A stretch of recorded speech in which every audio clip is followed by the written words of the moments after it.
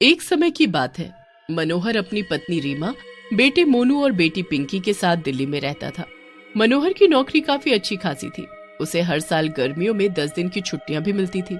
मनोहर हर साल उन छुट्टियों में अपने परिवार के साथ कहीं न कहीं घूमने जाया करता था। इस बार भी वो घूमने का प्रोग्राम बनाता है। ट्रेन की 4 टिकट बुक कर देता है। सभी घूमने जाने के लिए बड़े ही खुश होते हैं। रीमा सबका अच्छे से सामान पैक कर देती है। रात की ट्रेन होती है तो टैक्सी लेकर सब लोग स्टेशन पर पहुंच जाते हैं। अजय, अभी तो ट्रेन आई ही नहीं। मैंने बताया तो था, ट्रेन 11:30 बजे की है, पर तुमको तो इतनी जल्दी थी कि तुम 10:30 बजे ही जिद करने लगी कि चलो चलो, देर हो जाएगी। चलो कोई नहीं, जल्दी आ गए पर लेट तो नहीं हुए ना। हम थोड़ी देर यहीं बैठ जाते हैं। बस फिर सब लोग स्टेशन पर बैठकर ट्रेन का इंतजार करने लगते हैं। काफी देर बाद वहाँ एक ट्रेन आती है। लो, आ गई हमारी ट्रेन। आराम से चढ़ना और बच्चों का ध्यान रखना है। बच्चों, तुम जरा भी उछल कूद मत करना। जी पापा। सब लोग ट्रेन में चढ़ जाते हैं। उसके बाद वो अपने डिब्बे में पहुंचते हैं और अपनी अपनी सीट पर बैठ जाते हैं। दोनों बच्चे खिड़की वाली सीट पर बैठ जाते हैं क्योंकि उनको बाहर देखना होता है। पापा, ये ट्रेन कब चलेगी? बस बेटा, अभी सब लोग ट्रेन में चढ़ जाएंगे तो ट्रेन चल पड़ेगी। बस तुम दोनों खिड़की से हाथ बाहर मत निकालना, ठीक है? हाँ मम्मी, हम हाथ बाहर नहीं निकालेंगे, बस दूर से देखेंगे। बस फिर ट्रेन चल पड़ती है। बच्चे बड़े ही खुश होने लगते हैं। रीमा और मनोहर भी बच्चों को देख बड़े खुश हो रहे होते हैं। बच्चे ट्रेन के बाहर देख रहे होते हैं पर रात होती है तो उस वजह से बाहर ठीक से दिख नहीं रहा होता। बच्चों को इतना मजा आ रहा होता है कि वो सोने का नाम ही नहीं ले रहे होते। बच्चों, अब काफी देर हो गई है, अब तुम दोनों चुपचाप सो जाओ। जब तुम सुबह उठोगे तो हम पहुंच चुके होंगे, ठीक है? फिर कल हमें बहुत सारा घूमना भी तो है। हाँ बच्चों, तुम्हारी मम्मी सही बोल रही हैं। चलो, दोनों अच्छे बच्चों की तरह सो जाओ। मनोहर भी सुबह 8 बजे का अलार्म लगाकर सो जाता है। ट्रेन चलती रहती है और सब मजे से सोते रहते हैं। फिर मनोहर की घड़ी का अलार्म बजता है जिससे मनोहर की आंख खुल जाती है। वो घड़ी देखता है तो उसमें 8 बज चुके होते हैं। मनोहर झांक कर देखता है तो बाहर एकदम अंधेरा होता है और ट्रेन रुकी हुई होती है। मनोहर अपनी पत्नी को उठाता है। रीमा, रीमा, देखना, सुबह के 8 बज गए हैं पर बाहर अंधेरा है। आपकी घड़ी खराब होगी, किसी और से टाइम पूछो। मनोहर आसपास वालों से पूछता है तो वो भी इसी बात से परेशान होते हैं कि उनकी घड़ी में भी 8 ही बज रहे हैं पर बाहर अंधेरा क्यों है। बड़ी अजीब बात है, क्या सबकी घड़ी थोड़ा खराब हो गई है? चलो भाई, जरा बाहर निकलकर पूछते हैं। हाँ भाई साहब, चलो चलते हैं।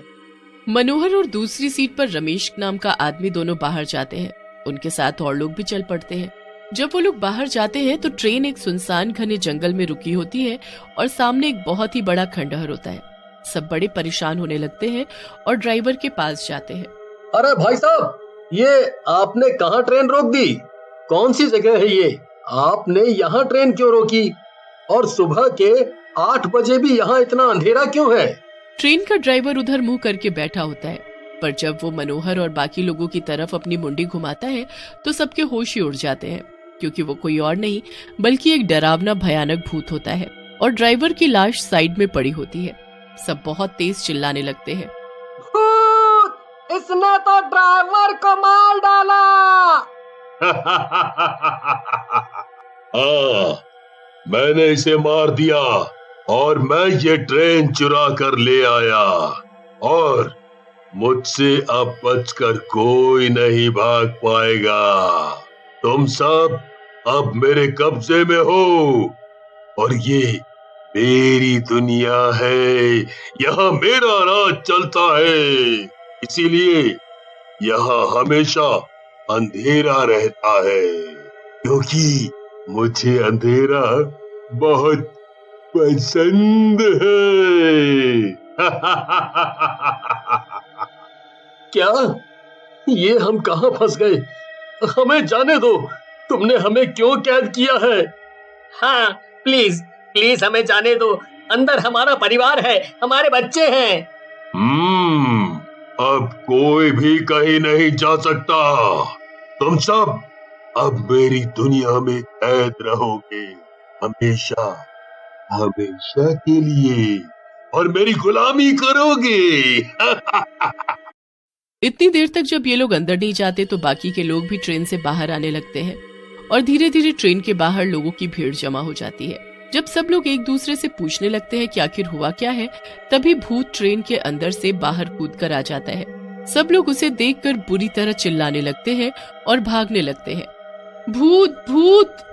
सब लोग शांति रखो, हमें हिम्मत से काम लेना होगा।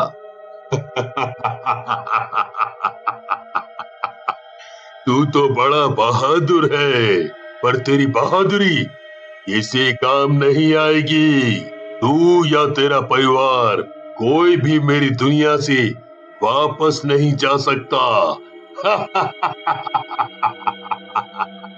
भूत हंसता हुआ वहां से चला जाता है और सामने वाले खंडहर के अंदर चला जाता है। भूत के जाते ही सब लोग आपस में बातें करने लगते हैं। अरे भाई, ये क्या मुसीबत में फंस गए हम। ये ट्रेन हमें कौन सी जगह ले आई है। हाय राम, मैं तो भगवान के दर्शन करने जा रही थी, पर यहाँ तो भूत के ही दर्शन करने पड़ रहे हैं। मैं ऐसे नहीं मरना चाहती। क्या हम कभी यहाँ से वापस नहीं जा पाएंगे? नहीं नहीं, ऐसा नहीं हो सकता। अगर ये ट्रेन हमारी दुनिया से इस दुनिया में आ सकती है तो वापस जाने का भी कोई ना कोई रास्ता जरूर होगा। बस हमें उस रास्ते का पता करना होगा। एक काम करो सब लोग, अलग अलग जगह जाकर यहाँ से निकलने का कोई सुराग ढूंढो। सब लोग हर जगह फैल जाते हैं। कोई जंगल में रास्ता ढूंढता है तो कोई ट्रेन के आसपास, कुछ लोग खंडहर में जाते हैं तो कुछ बाकी जगह। किसी को कोई भी सुराग नहीं दिखता और सब थक हार कर वापस उसी जगह आकर इकट्ठे हो जाते हैं। लोग अपने बचने की उम्मीद खो चुके होते हैं कि तभी भूत अपनी नींद पूरी करके आ जाता है। अब मुझे बहुत तेज भूख लग रही है। ये बच्चा तो बड़ा सुंदर है, आज मैं इसको खाऊंगा।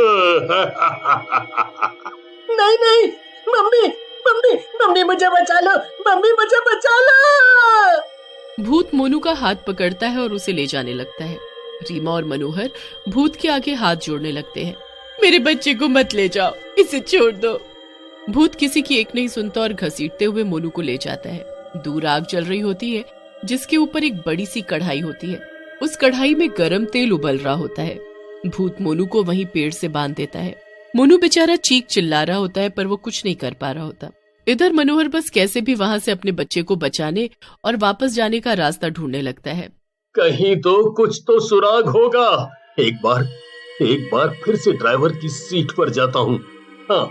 मनोहर वापस ड्राइवर की सीट पर जाता है। वहाँ वो देखता है कि ड्राइवर की सांसें अभी भी चल रही है। वो ड्राइवर को जल्दी से पानी पिलाता है। भाई, ओ भाई, उठो उठो ना। हाँ हाँ हाँ। तुम जिंदा हो। शुक्र है भगवान का, तुम जिंदा हो। वो भूत हमें अपनी दुनिया में ले आया है और अब मेरे बच्चों को पकाकर खाने वाला है। हम सब ने यहाँ से वापस जाने के सारे रास्ते ढूंढ लिए पर हमें कोई रास्ता नहीं दिखा। रास्ता तो सामने है। सामने? कहाँ सामने?